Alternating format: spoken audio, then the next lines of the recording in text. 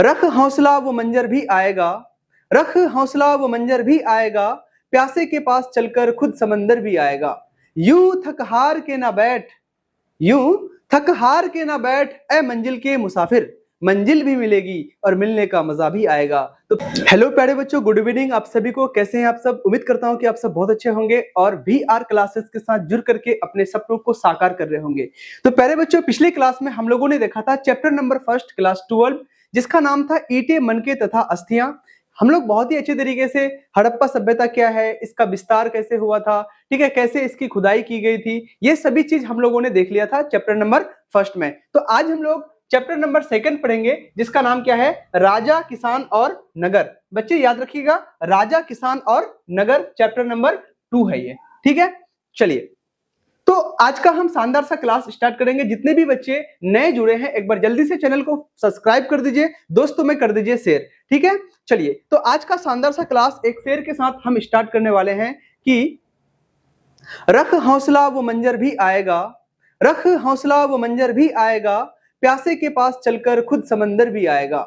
यूं थक हार के ना बैठ, यूं थक हार के ना बैठ ए मंजिल के मुसाफिर, मंजिल भी मिलेगी और मिलने का मजा भी आएगा। तो प्यारे बच्चों, लेट स्टार्ट। आज का क्लास शानदार होने वाला है और जानदार भी होने वाला है, क्योंकि हम लोगों ने पिछले क्लास में पढ़ा था, क्या पढ़ा था, हड़प्पा सभ्यता। अगर आपको याद है तो पिछले क्लास में हम लोगों ने क्या पढ़ा था, हड़प्पा सभ्यता, ठीक है। अच्छा, हड़प्पा सभ्यता जो था ना, ये हड़प्पा सभ्यता जो था, ये कैसी सभ्यता थी? तो तुम कहोगे कि सर ये जो है ना, ये एक नगरीय सभ्यता थी। कैसा था? नगरीय सभ्यता, ठीक है, नगरीय सभ्यता, ठीक है। हड़प्पा सभ्यता का काल के बारे में अगर हम बात करेंगे तो 2600 BC से लेकर के 2600 BC से लेकर के 1900 BC तक के काल को हम किसमें रखे हैं, हड़प्पा सभ्यता का काल रखे हैं, ठीक है। यहां तक कोई दिक्कत है? तुम कहोगे सर कोई दिक्कत नहीं है, ठीक। हड़प्पा सभ्यता की विशेषताएं, लोथल हो गया, है ना, मोहनजोदड़ो हो गया, उसके बाद हड़प्पा हो गया, ये सभी महत्वपूर्ण स्थल जो है हमें हड़प्पा सभ्यता से प्राप्त हुई है। उसके बाद हड़प्पा सभ्यता का पतन हम लोगों ने पढ़ा था। याद कीजिए आप, हड़प्पा सभ्यता का पतन कैसे हुआ था? तो इसके पतन के क्या थे, बहुत सारे कारण थे, बहुत सारे क्या थे, कारण थे। उनमें से एक कारण क्या था कि आर्यों का आगमन, आर्यों का आगमन, आर्यों का आगमन, ठीक है। ये आर्य कौन थे? ये आर्य कौन थे? तो ये आर्य जो है ना, ये भी अलग अलग लोगों का विचार से, है ना, कुछ लोग का कहना है। एक व्यक्ति मिलता है जिसका नाम है मैक्स मूलर। क्या नाम है? Max Muller. Max Muller, Max Muller के अनुसार ये आर्य जो है ना, ये कहां से आए थे? ये आए थे आपका कहां से बोले तो दक्षिण एशिया से। कहां से आए थे? मध्य एशिया से, सॉरी, कहां से आए थे? मध्य एशिया से। मैक्स मूलर के अनुसार ये लोग कहां से आए थे? मध्य एशिया से आए थे, ठीक है ना। अच्छा, कुछ लोग का कहना है कि ये लोग जो है ना, ये लोग आपका ध्रुवीय एरिया से आए थे, ठीक है। तो चलो हम उसमें ज्यादा डिस्कस नहीं करेंगे। देखिए, तो हड़प्पा सभ्यता जैसे ही पतन हुआ, जैसे ही क्या हो गया, पतन हुआ, तो पतन होने के बाद एक नया काल आया, जिसका नाम क्या था? वैदिक काल। कौन सा काल? वैदिक काल। वैदिक काल, ठीक है, समझ में आया। जैसे ही हड़प्पा सभ्यता का पतन हुआ तो कौन सा काल आया? वैदिक काल आया। अच्छा, वैदिक काल का समय कब से कब तक माना जाता है? तो वैदिक काल का समय माना जाता है 1500 BC से लेकर के, है ना, 600 BC तक। 1500 BC से लेकर के 600 BC तक का जो समय है, इसको हम किस में रखते हैं? वैदिक काल में रखते हैं। अच्छा, तुम कहोगे सर 2600 BC से लेकर के 1900 BC तक ये हड़प्पा सभ्यता का जो काल है। फिर सर 1900 से लेकर के 1500 BC तक का काल जो है, क्या इस समय कुछ घटना नहीं हुआ है? तो देखिए, इस समय भी कुछ घटना हुआ है, लेकिन इस समय इतना महत्वपूर्ण घटना नहीं हुआ था, इसलिए हम इसको क्या कह सकते हैं? अज्ञात काल। इसको क्या कहा जाता है? अज्ञात काल कहा जाता है, ठीक। अच्छा, वैदिक काल कौन लेकर के आया? तो देखिए, ये कौन लेकर के आया था? तो आर्य लोग लेकर के आए थे। कौन लोग लेकर के आए थे? आर्यों की काल, है ना। किसकी काल? आर्यों की काल। आर्यों की सभ्यता लिख दो। आर्यों की सभ्यता को हम क्या कहते हैं? वैदिक सभ्यता कहते हैं, ठीक है। अच्छा, आर्य का मतलब क्या होता है? तो आर्य का मतलब होता है सर्वश्रेष्ठ। क्या होता है? सर्वश्रेष्ठ। ये लोग अपने आप को सर्वश्रेष्ठ कहते थे, है ना। कुछ लोग का कहना है कि ये खैबर दर्रे से आए थे, ठीक है। तो लेकिन मैक्स मुलर के अनुसार ये मध्य एशिया से आए हुए थे। समझ में आया? अच्छा, ये कैसी सभ्यता थी? हड़प्पा सभ्यता एक नगरीय सभ्यता थी, क्योंकि टाउन प्लानिंग पे ये बेस्ड था। वहीं पर वैदिक सभ्यता जो थी, ये कैसी सभ्यता थी? ये थी आपका ग्रामीण सभ्यता। कैसी सभ्यता? ग्रामीण सभ्यता। ग्रामीण सभ्यता थी ये, ठीक है, याद रखिएगा। यहां तक कोई दिक्कत है? कोई दिक्कत नहीं होना चाहिए। अच्छा, फटाफट से बताइए, क्या आपको यहां तक समझ में आया? अगर यहां तक समझ में आ गया है तो जल्दी से फटाफट से, है ना, एक थंब कर दीजिए। जल्दी से फटाफट से एक थंब कर दीजिए। चलो आगे बात करते हैं, आगे बात कर लेते हैं हम लोग। चलिए, अब यहां पर हम लोग क्या देखेंगे? वैदिक सभ्यता का विभाजन। देखिए, वैदिक सभ्यता, वैदिक सभ्यता, अगर हम वैदिक सभ्यता को बांटे कितने भागों में? 2 भागों में। वैदिक सभ्यता को कितने भागों में बांटा गया है? 2 भागों में बांटा गया है। अभी मैंने आपको पढ़ाया कि वैदिक सभ्यता के काल, वैदिक सभ्यता के काल, देखो इसका जो काल टाइम पीरियड माना जाता है ना, 1500 बीसी से लेकर के 600 बीसी तक, ठीक है। अच्छा, इसको कहा जाता है आपका पूर्व वैदिक काल, पूर्व वैदिक काल, ठीक है। और एक है आपका उत्तर वैदिक काल, उत्तर वैदिक काल। यानी अगर हम वैदिक काल को 2 भागों में बांटे तो एक हो जाएगा पूर्व वैदिक काल, दूसरा क्या हो जाएगा? उत्तर वैदिक काल। अच्छा, इसका भी समय मिलता है? जी हाँ, इसका भी समय आपको मिलेगा। पूर्व वैदिक काल कब से कब तक माना जाता है? तो 1500 बीसी से लेकर के 1000 बीसी, ठीक है। उसके बाद फिर अगर हम बात करेंगे उत्तर वैदिक काल का, तो 1000 बीसी से लेकर के 600 बीसी तक का जो समय है, ये हम किस में रखते हैं? उत्तर वैदिक काल में रखते हैं। अब यहां पर ट्विस्ट ये है, बात ये है कि जहां पर देखिए पूर्व वैदिक काल में, पूर्व वैदिक काल जब था तो उस समय क्या होता था? उस समय जो क्षेत्र था ना, छोटे छोटे जन हुआ करता था। छोटे छोटे क्या हुआ करता था? जन हुआ करता था, है ना। जन का मतलब क्या होता है? जनता। जन का मतलब क्या होता है? जनता या फिर लोग, जनता या फिर लोग, ठीक है। इस समय क्या होता था? जन हुआ करता था।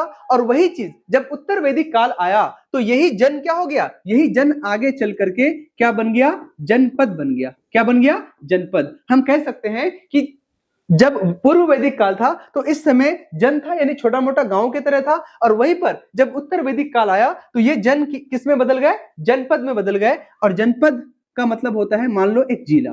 क्या मान लो? एक जिला, ठीक है। इसकी ये बढ़ गया और बढ़ने के बाद क्या बन गया? जनपद बन गया, ठीक है। अब देखिए, नेक्स्ट हम आपको ये पढ़ा रहे हैं कि जैसे ही वैदिक सभ्यता खत्म हुआ, जैसे ही क्या हो गया? वैदिक सभ्यता खत्म हुआ, तो लिख देते हैं वैदिक सभ्यता के पतन के बाद, वैदिक सभ्यता के पतन के बाद, पतन के बाद, है ना, क्या हो गया? ये जनपद किस में बदल गए? तो ये जनपद जो है ना आपका महाजनपद में बदल गया। किस में बदल गया? महाजनपद में, महाजनपद में बदल गया, महाजनपद में बदल गया, ठीक है। अब देखिए, अब इस चैप्टर में ना, अब इस चैप्टर में हम लोग किसके बारे में पढ़ेंगे? बेसिकली महाजनपद के बारे में पढ़ेंगे। उसके बाद किसके बारे में पढ़ेंगे? तो आपका अभिलेख क्या है, अभिलेख के बारे में हम लोग डिस्कस करेंगे। तो चलिए सबसे पहले हम बात करते हैं इस चैप्टर में, जिसका नाम क्या है? जिसका नाम है राजा, किसान और नगर। अब यहां पर हम बात करते हैं सबसे पहले कि अभिलेख किसे कहते हैं, अभिलेख किसे कहते हैं। तो देखिए प्यारे बच्चों, जैसे आज आप कोई जमीन का टुकड़ा खरीदते हैं या कोई चीज खरीदते हैं तो आप स्टंप बनवाते हैं। क्या बनवाते हैं? स्टंप बनवाते हैं। पेपर होता है और उस पेपर में आपका जो भी संपत्ति है उसका लेखा जोखा होता है, या फिर जो भी काम काज होता है, जो सरकार काम करती है, तो उस काम का लेखा जोखा पेपर के माध्यम से होता है, पेपर में लिखा हुआ होता है। लेकिन पहले के जमाने के जो राजा थे या फिर कुछ लोग संपत्ति खरीदते थे, तो आखिर वो कैसे मतलब उस चीज को बता पाएंगे कि ये मेरा है, ठीक है। तो देखो वो क्या करते थे? अभिलेख लिखवाते थे। क्या लिखवाते थे? अभिलेख लिखवाते थे। और ये अभिलेख है ना, दीवारों पर लिखा हुआ होता था, है ना, मंदिरों में लिखा हुआ होता था। राजा अपने कार्यों के बारे में लिखते थे, ठीक है। उसके बाद बहुत सारी चीजें ऐसे होते थे जो वो किसमें, देखिए, पाषाण यानी पत्थर, पाषाण यानी पत्थर, धातु या मिट्टी के बर्तन, यानी जैसे ताम्रपत्र हो गया, है ना, आदि पर तत्युगीन शासकों द्वारा अपनी उपलब्धियां, विचार, क्रियाकलाप खुदवाकर लिखवाते थे, जिसे हम क्या कहते हैं? अभिलेख कहते हैं। जिसे हम क्या कहते हैं? अभिलेख कहते हैं। सिंपल बात है कि आज के डेट में हम कोई भी काम करते हैं तो इसका लेखा जोखा पेपर में होता है। पहले के जमाने के जो लोग थे, पत्थर में, है ना, धातु यानी ताम्रपत्र में या फिर मिट्टी के बर्तन में क्या करते थे? लिखवाते थे खोद करके, जिसे हम क्या कहते हैं? अभिलेख कहते हैं। सिंपल बात। चलो आगे देखते हैं हम। आगे कह रहा है कि सम्राट अशोक के अभिलेख और उनकी लिपि। देखिए, सम्राट अशोक ने ना सबसे ज्यादा अभिलेख लिखवाए थे। सबसे ज्यादा अभिलेख किसके मिले हैं? सम्राट अशोक के मिले हैं। ठीक है, तो देखिए भारत में ब्राह्मी लिपि में है। मतलब जो अशोक, देखिए सम्राट अशोक का जो अभिलेख है भारत में, तो वो कौन सा लिपि में लिखा हुआ है? ब्राह्मी लिपि। जैसे हिंदी देवनागरी लिपि में लिखा हुआ है, उसी प्रकार आपका, ठीक है, अशोक का जो अभिलेख है भारत में जो है वो किस में लिखा हुआ है? ब्राह्मी लिपि में लिखा हुआ है। आगे है आपका शहबाजगढ़ी एवं मानसेहरा, जो कि अभी पश्चिमी पाकिस्तान में है। यहाँ पर खरोष्टी लिपि में अभिलेख लिखा गया है। अफगानिस्तान में है ना, अरमाइक एवं यूनानी लिपि में लिखा हुआ है। ठीक है, नोट, सम्राट अशोक के प्रमुख 14 शिलालेख हैं। सम्राट अशोक के कितने शिलालेख हैं? 14 है। मतलब सबसे अधिक इसी के शिलालेख मिले हैं। अब आगे देखिए, क्षेत्रीय राजाओं का उदय यानी 16 महाजनपद। अभी हम देखेंगे महाजनपद काल। क्या देखेंगे? महाजनपद काल। देखिए, महाजनपद मैंने अभी आपको बताया। क्या बताया था? जल्दी याद कीजिए। देखिए, वैदिक सभ्यता,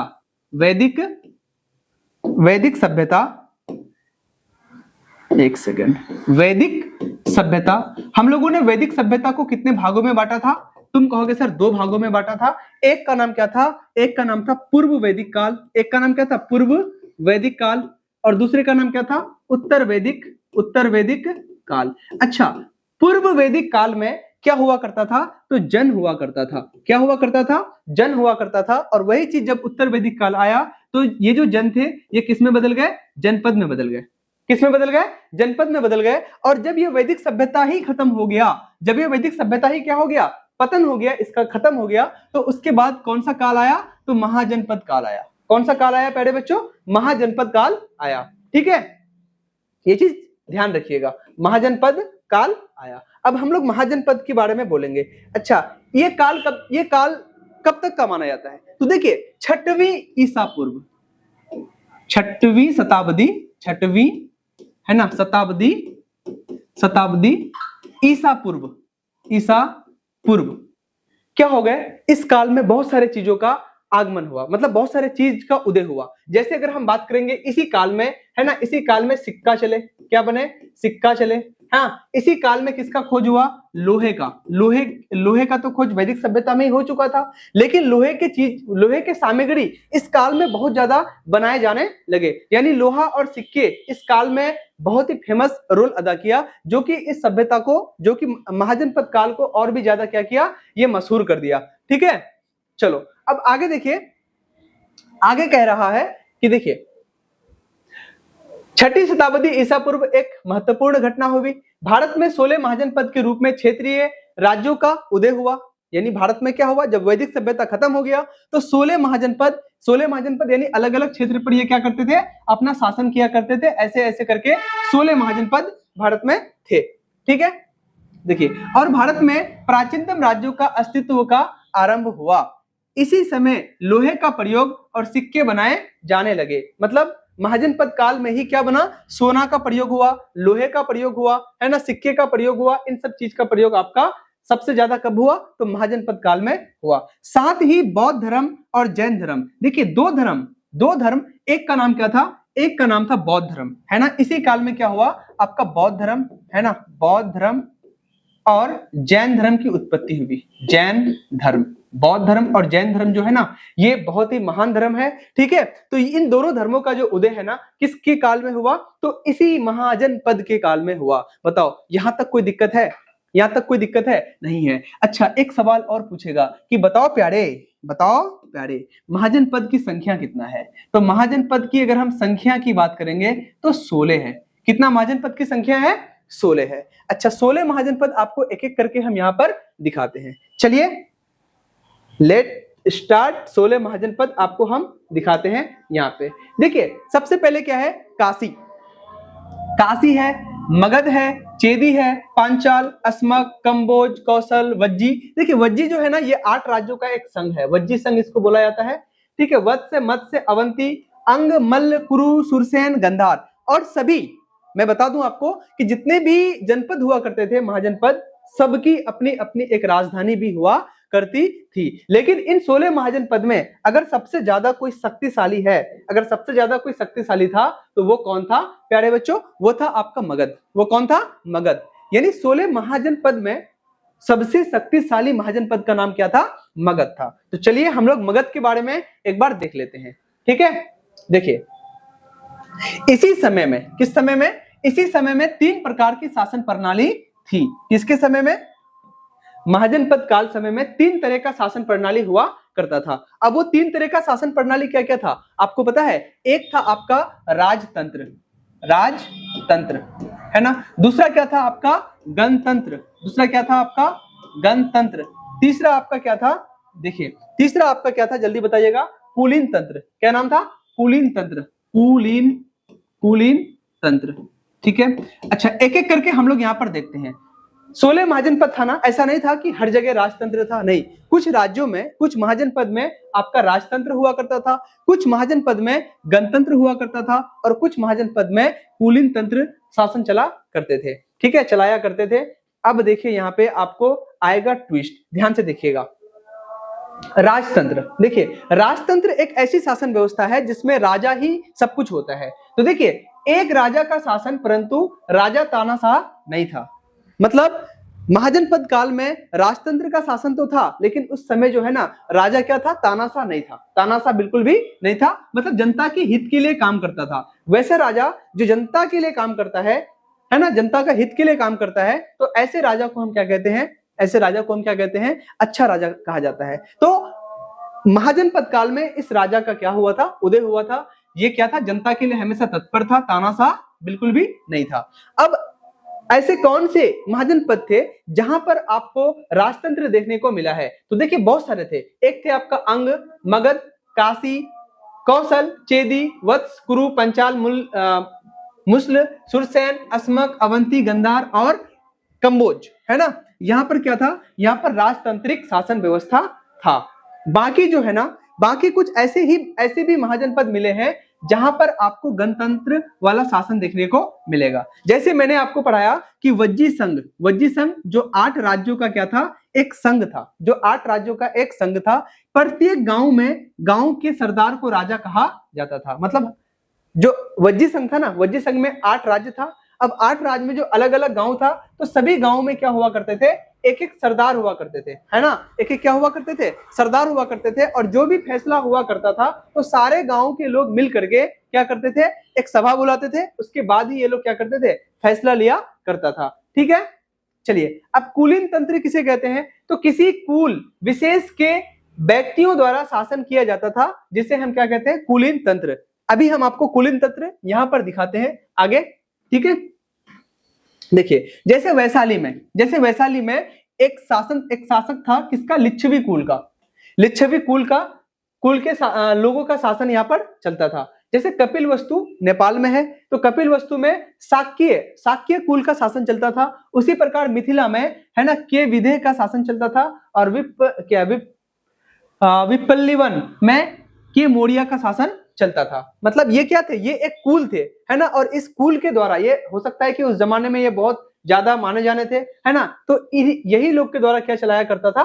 शासन चलाया करता था। ठीक है, चलिए अब आगे देख लेते हैं हम मगध साम्राज्य। देखिए मगध साम्राज्य क्या मिलता है? तो इसके बारे में अगर हम आपको बोलें तो 16 महाजनपद में 16